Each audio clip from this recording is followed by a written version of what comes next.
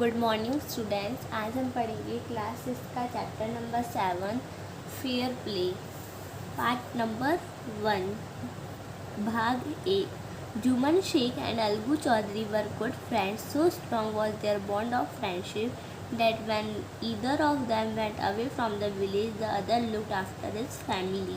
Both were greatly respected in the village. Jumman Sheikh और अलगू चौधरी अच्छे दोस्त थे। उनकी दोस्ती की डोर इतनी मजबूत थी कि जब वह दोनों में से कोई एक गांव से दूर चला जाता था तो दूसरा उनके परिवार की देखभाल करता था। गांव में दोनों को बहुत सम्मान किया जाता था। Juman had an old aunt who had some property. This she transferred to him on the understanding that she would stay with him and he would look after her. The arrangement worked well for a couple of years. Then the situation changed. Juman and his family were tired of the old relative. Juman became as indifferent to her as his wife, who grudged even the little food that the old lady wanted every day. She swallowed these insults along with her food for a few months, but patience has its limits. Juman की एक बूढ़ी चाची थी जिनके पास कुछ संपत्ति थी। चाची ने संपत्ति इस समझ पर जुमन को दे दी कि वह उसके साथ रहेगा और जुमन उसकी देखभाल करेगा। इस व्यवस्था ने कुछ वर्षों तक काम किया, फिर स्थिति बदल गई। जुमन और उसका परिवार पुराने रिश्तेदार से थक चुके थे। जुमन उससे उसकी पत्नी का सामान उदासीन हो गया, जिससे अपनी चाची को उस छोटे से भोजन देने में तकलीफ़ हो गई थी जो बुढ़िया रोज़ चाहती थी। उसने कुछ महीनों के लिए अपने इन अपमानों को निगल लिया, लेकिन धैर्य की अपनी सीमा होती है। One day she spoke to Juman. My son, it is now obvious that I am not wanted in your house. Kindly give me a monthly allowance so that I can set up a separate kitchen. एक दिन उसने जुमान से कहा, मेरे बेटी, अब यह स्पष्ट है कि मैं तुम्हारे घर में वंचित नहीं हूँ। कृपया मुझे एक मासिक भत्ता दे दो ताकि मैं एक अलग रसोई स्थापित कर सकूँ। My wife knows best how to run the house. Be patient, said Juman shamelessly. This made his aunt very angry and she decided to take her case to the village panchayat. मेरी पत्नी को अच्छा पता है कि घर कैसे चलाना है, धीरज रखो, जुमन ने बेशर्मी से कहा। इससे उसकी चाची बहुत नाराज़ हुई और उसने अपना मामला ग्राम पंचायत में ले जाने की फैसला किया। For many days the old lady was seen talking to the villagers, explaining her case and seeking their support. Some sympathized with her, others laughed at her, and a few others advised her to make it up with her nephew and his wife. At last she came to Algu Chaudhary and spoke to him. You know, Chachi, Juman is my best friend. How can I go against him? Algu said. But is it right, my son, to keep mum and not say what you consider just and fair? Pleaded the old lady. Come to the panchayat and speak the truth, she said. Algu didn't reply, but her words kept ringing in his ears. कई दिनों तक वृद्ध महिला को ग्रामीणों से बात करते हुए, समझाते हुए और उनके समर्थन की मांग करते हुए देखा गया। कुछ ने उसके साथ सहानुभूति व्यक्त की, दूसरों ने उसका मजाक उड़ाया और कुछ अन्य ने उसे अपने भतीजे और उसकी पत्नी के साथ इसे बनाने की सलाह दी। अंत में वह अलगू चौधरी के पास आई और उससे बात की। आप जानते हैं चाची, जुमन मेरे सबसे अच्छे दोस्त हैं, मैं उसके खिलाफ कैसे जा सकता हूँ? अलगू ने कहा। लेकिन क्या यह सही है मेरे बेटे कि तुम चुपचाप रहो और जो उचित है उसे ना कहो? बुढ़िया से विनती की। पंचायत में आओ और सच बोलो, उसने कहा। अलगू ने जवाब नहीं दिया, लेकिन उसके शब्द उसके कानों में बजते रहे। पार्ट 2 भाग number 2। The panchayat was held the same evening under an old banyan tree. Juman stood up and said, the voice of the punch is the voice of God. Let my aunt nominate the head punch. I will abide by her decision. Panchayat उसी शाम एक पुराने बरगद के पेड़ के नीचे आयोजित की गई थी। जुमन ने खड़े होकर कहा, पंच की आवाज़ ईश्वर की आवाज़ है। मेरी चाची को प्रधान मनोनीत करने दो, मैं उसके फैसले का पालन करूँगा। The punch knows neither friend nor enemy. What do you say to Algu Chaudhary? The old lady announced.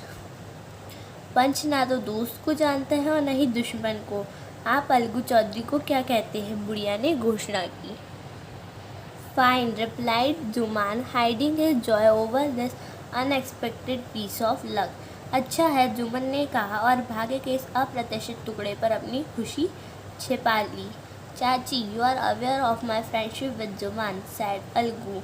चाची, आप जुमन के साथ मेरी दोस्ती के बारे में जानती है, अलगू ने कहा. I know that, replied the ऑन्ट. मुझे पता है, चाची ने कहा. But I also know that you will not kill your conscience for the sake of friendship. God lives in the heart of the punch and his voice is the voice of God. And the old lady explained her case. लेकिन मुझे यह भी पता है कि तुम दोस्ती के लिए अपने विवेक को नहीं मारोगे. भगवान पंच के दिल में रहते हैं और उनकी आवाज़ भगवान की आवाज़ है. और बुढ़िया ने उसे अपना मामला समझाया. विवेक यानी अच्छे बुरे की पहचान. Juman, said Algu, you and I are old friends. Your aunt is as dear to me as you. Now I am a punch. You and your aunt are equal before me. What have you to say in your defense? Juman Algu ने कहा, आप और मैं पुराने दोस्त हैं. मैं तुम्हारी चाची को भी उतना ही मानता हूँ जितना कि तुम्हें. अब मैं पंच हूँ. मेरे सामने आप और आपकी चाची बराबर हैं. आपको अपने बचाव में क्या कहना है? 3 years ago, began Juman, my aunt transferred her property to me. I promised to support her as long as she lived. I have done all I could. There have been a couple of quarrels between my wife and her, but I can't stop it. Now my aunt is claiming a monthly allowance from me. This is not possible. That's all I have to say. 3 साल पहले जुमन शुरू हुआ. मेरी चाची ने अपनी संपत्ति मेरे पास स्थानांतरित कर दी. जब तक वह जीवित रहे मैंने उसका साथ देने का वादा किया. मैंने वह सब किया है जो मैं कर सकता था. मेरी पत्नी और उसके बीच कुछ झगड़े हुए, लेकिन मैं इसे रोक नहीं सकता. अब मेरी चाची मुझसे मासिक भत्ते का दावा कर रही है. यह संभव नहीं है. बस मुझे यही कहना है. Jumman was cross examined by Algu and others. Then Algu announced, we have gone into the matter carefully. In our opinion, Juman must pay his aunt a monthly allowance or else the property goes back to her. Now the two friends were seldom seen together. The bond of friendship between them was broken. In fact, Juman was Algu's enemy and wanted his revenge. Juman को अलगू और अन्य लोगों द्वारा जिरह की गई. तब अलगू ने घोषणा की, हम इस मामले में सावधानी से गए हैं. हमारी राय में जुमन को अपनी चाची को मासिक भत्ता देना होगा, अन्यथा संपत्ति उसके पास वापस चली जाएगी. अब दो दोस्तों को शायद ही कभी एक साथ देखा गया. उनके बीच दोस्ती का बंधन टूट गया था. वास्तव में जुमन अलगू का दुश्मन था और वह अपना बदला चाहता था.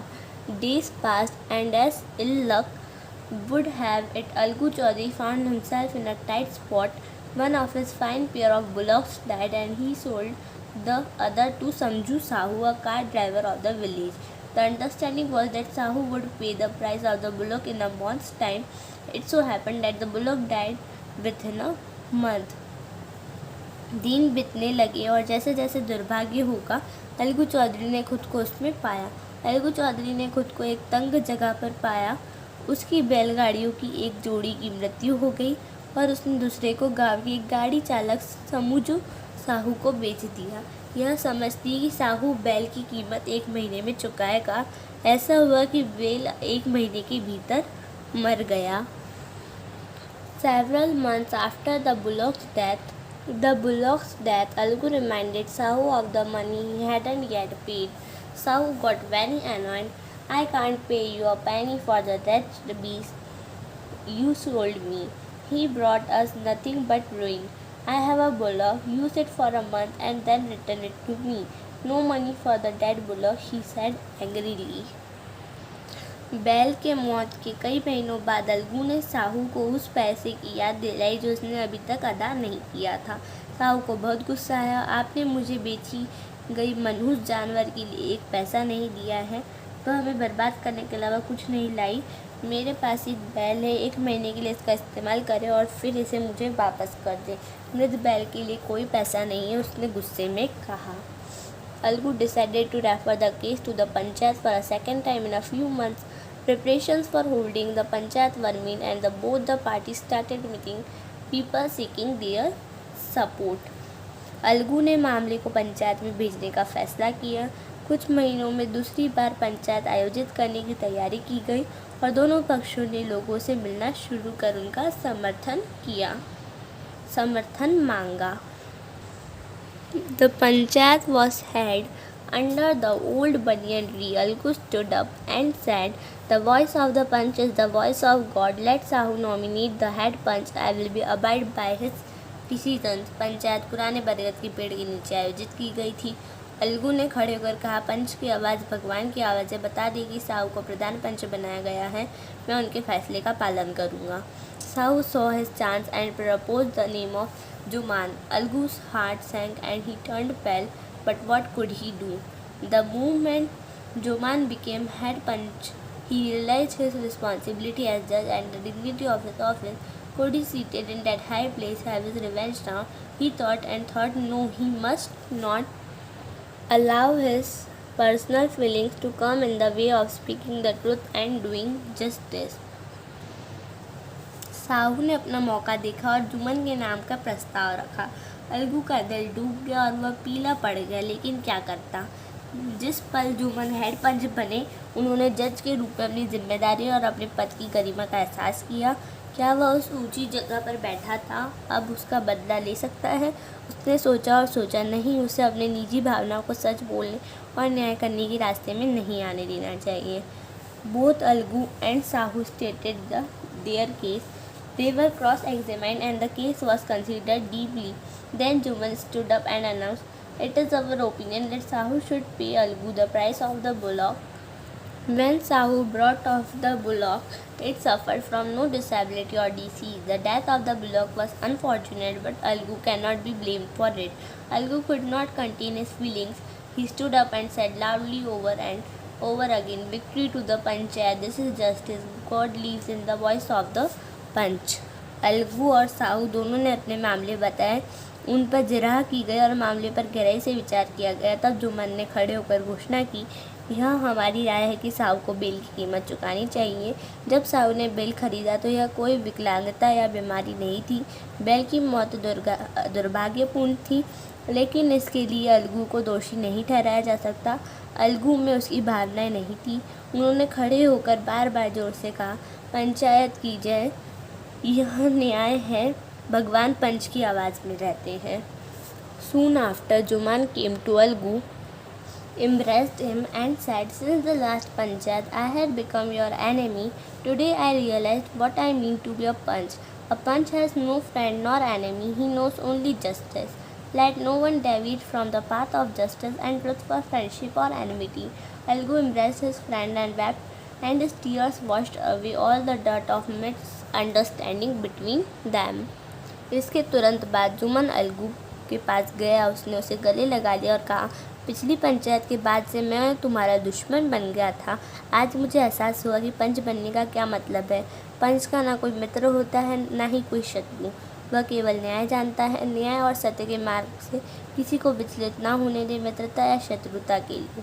अलगू ने अपने मित्र को गले लगा लिया और रोने लगा, और उनके आंसुओं ने उनके बीच गलतफहमी की सारी गंदगी को बहा दिया। इसी के संग हमारा चैप्टर ओवर हुआ। अगर आपको वीडियो पसंद आई हो तो इसे लाइक, शेयर और सब्सक्राइब करना मत भूलिएगा। Thank you and have a nice day.